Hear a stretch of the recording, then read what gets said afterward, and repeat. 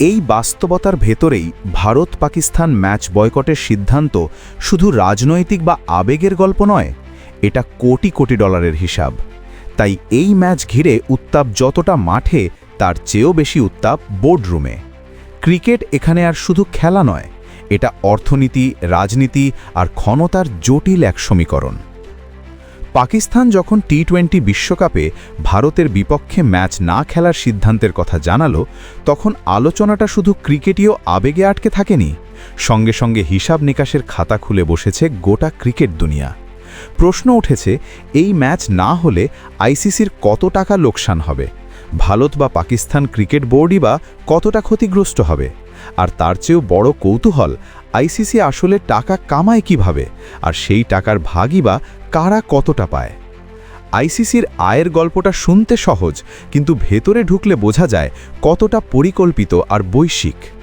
ক্রিকেটের নিয়ন্ত্রক সংস্থা হিসেবে আইসিসি গ্যালারির টিকিট বিক্রি বা দ্বিপাক্ষীয় সিরিজের উপর খুব একটা নির্ভরশীল নয়। তাদের মূল শক্তি বিশ্বব্যাপী বড় টুর্নামেন্টগুলো। বিশ্বকাপ, চ্যাম্পিয়ন্স ট্রফি বা আইসিসি ইভেন্টগুলোর বাণিজ্যিক সত্ত্ব তারা বহু বছর মেয়াদে বিক্রি করে দেয়। এর সবচেয়ে বড় অংশ আসে টেলিভিশন ও ডিজিটাল সম্প্রচার সত্ত্ব থেকে। বর্তমান চক্রে এই সত্ত্বের আর্থিক মূল্য প্রায় ৩০০ কোটি ডলার, বাংলাদেশি টাকায় যা ৩৬,০০০ কোটি টাকারও বেশি। এই বিশাল অঙ্কের পেছনে সবচেয়ে বড় চালিকা শক্তি ভারত, কারণ ভারতের সম্প্রচার সংস্থাগুলো জানে আইসিসির ইভেন্ট মানেই কোটি কোটি দর্শক, মানেই নিশ্চিত বিজ্ঞাপন আয়। এরপর আসে পৃষ্ঠপোষকতা আর অংশীদারিত্বের টাকা। বৈশ্বিক ব্র্যান্ডগুলো কোনো একটি দল নয়, পুরো টুর্নামেন্টেই বিনিয়োগ করে। তারা সেই সময়গুলোতেই বেশি টাকা ঢালে যখন চোখ সবচেয়ে বেশি টিভি পর্দায় আটকে থাকে। আর বাস্তবতা হলো, আইসিসির কোনো ইভেন্টেই ভারত পাকিস্তান ম্যাচের মতো দর্শক টানার ক্ষমতা আর কোনো ম্যাচের নেই। এই একটি ম্যাচ না হওয়া মানেই বিজ্ঞাপনদাতাদের হিসাব এক ধাক্কায় এলোমেলো হয়ে যাওয়া। এর বাইরে আয়োজক বোর্ডগুলো থেকে আইসিসি পায় আয়োজন ফি এবং টিকিট বিক্রির অংশ। এই আয় একেবারে নগণ্য নয়, তবে সম্প্রচার আয়ের তুলনায় তা অনেক কম। সঙ্গে যোগ হয় মার্চেন্ডাইজিং, ডেটা বিক্রি আর বাণিজ্যিক লাইসেন্সিং থেকে আসা অতিরিক্ত টাকা। সব মিলিয়ে দুবাইয়ে সদর দপ্তর থাকা আইসিসির আয় ব্যবস্থা বেশ শক্তপোক্ত। এই পুরো চক্রে ২০২৪ থেকে ২০২৭ এই ৪ বছরে আইসিসির সম্ভাব্য নিট আয় দাঁড়াবে বছরে প্রায় ৬০ কোটি ডলারের কাছাকাছি, বাংলাদেশি টাকায় ৭,০০০ কোটি ছাড়িয়ে। কিন্তু এই টাকাই তো শেষ কথা নয়। আসল প্রশ্ন, এই টাকা কার পকেটে যায়? আইসিসি আয়ের ভাগ বাটোয়ারার জন্য একটি নির্দিষ্ট সূত্র ব্যবহার করে। এখানে দেখা হয় কোন বোর্ড ক্রিকেটে কতটা বাণিজ্যিক অবদান রাখছে, ক্রিকেটের ইতিহাসে তাদের ভূমিকা কী, গত ১৬ বছরে মাঠের পারফরম্যান্স কেমন, আর তারা পূর্ণ সদস্য কিনা।